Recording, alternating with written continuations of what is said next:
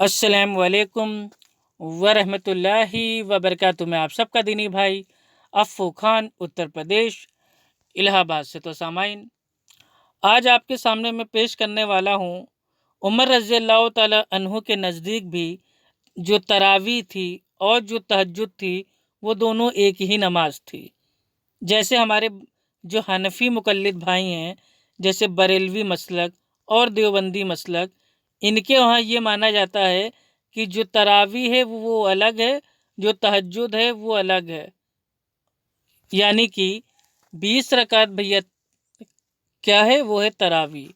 8 रकात भैया क्या है, वो है तहज्जुद।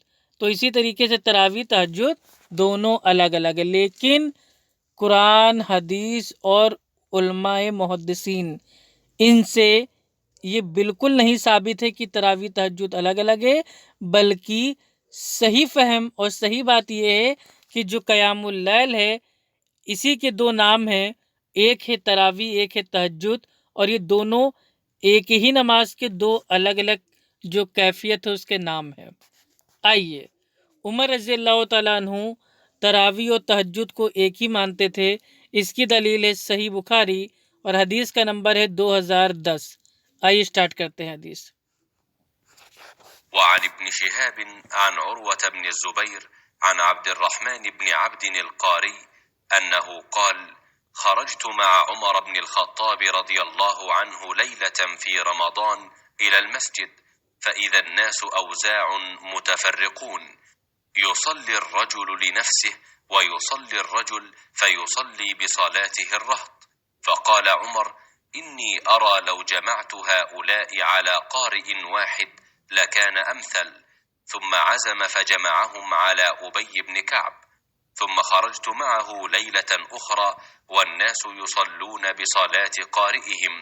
قال عمر: نعم البدعة هذه، والتي ينامون عنها أفضل من التي يقومون، يريد آخر الليل، وكان الناس يقومون أوله۔ ابن شہاب سے امام مالک رحمہ اللہ کی روایت ہے، انہوں نے عروہ بن زبیر رضی اللہ عنہ سے اور انہوں نے عبد الرحمن بن عبد القاری سے روایت کی کہ انہوں نے بیان کیا کہ میں عمر بن خطاب رضی اللہ عنہ کے ساتھ رمضان کی ایک رات کو مسجد میں گیا۔ سب لوگ متفرق اور منتشر تھے، کوئی اکیلا نماز پڑھ رہا تھا اور کچھ کسی کے پیچھے کھڑے ہوئے تھے۔ اس پر عمر رضی اللہ عنہ نے فرمایا: میرا خیال ہے کہ اگر میں تمام لوگوں کو ایک قاری کے پیچھے جمع کر دوں تو زیادہ اچھا ہوگا۔ چنانچہ آپ نے یہی ٹھان کر ابی ابن کعب رضی اللہ عنہ کو ان کا امام بنا دیا۔ پھر ایک رات جو میں ان کے ساتھ نکلا تو دیکھا کہ لوگ اپنے امام کے پیچھے نماز تراویح پڑھ رہے ہیں۔ حضرت نے فرمایا: یہ نیا طریقہ بہتر اور مناسب ہے، اور رات کا وہ حصہ جس میں یہ لوگ سو جاتے ہیں اس حصے سے بہتر اور افضل ہے جس میں یہ نماز پڑھتے ہیں۔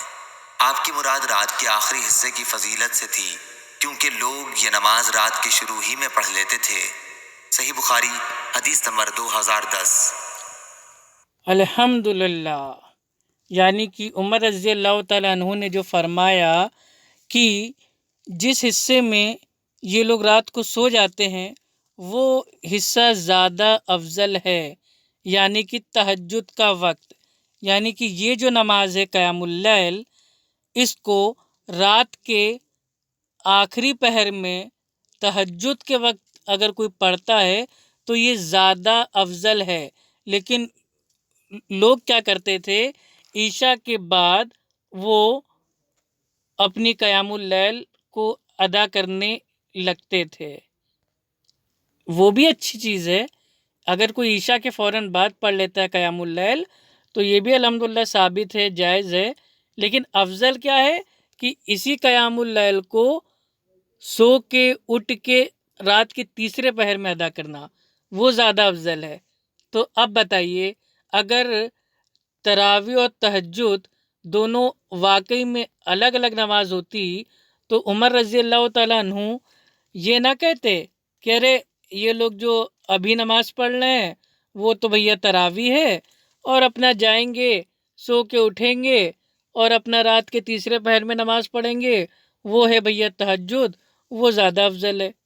یہ نہیں کہا، بلکہ ایک ہی نماز ہے وقت کے حساب سے اس کے نام چینج ہو جاتے ہیں. جیسے اگر آپ جو رات کی نماز ہے قیام اللیل ہے، اگر آپ اس کو رمضان میں عشاء کے فوراً بعد پڑھتے ہیں اور ہر 4 رکعت کے بعد تھوڑی دیر بیٹھ کے آرام فرماتے ہیں جس سے ریڑھ کی ہڈی کو سکون پہنچ جائے، تو اس کو عرف عام میں کہتے ہیں تراویح.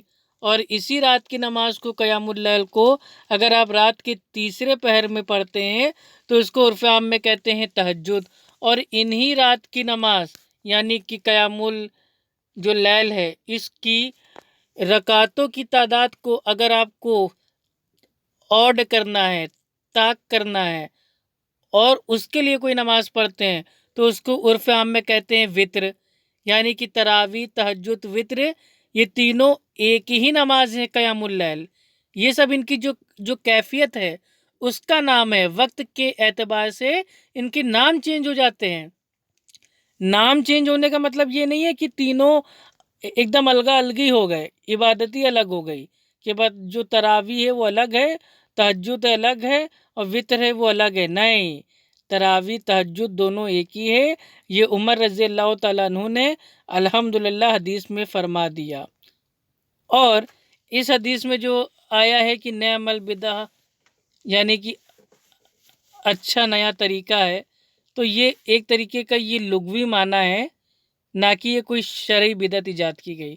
کیونکہ نبی صلی اللہ علیہ وسلم نے اپنے ہی دور میں 3 راتیں باجماعت رمضان میں قیام اللیل یعنی کہ تراویح لوگوں کو پڑھائی.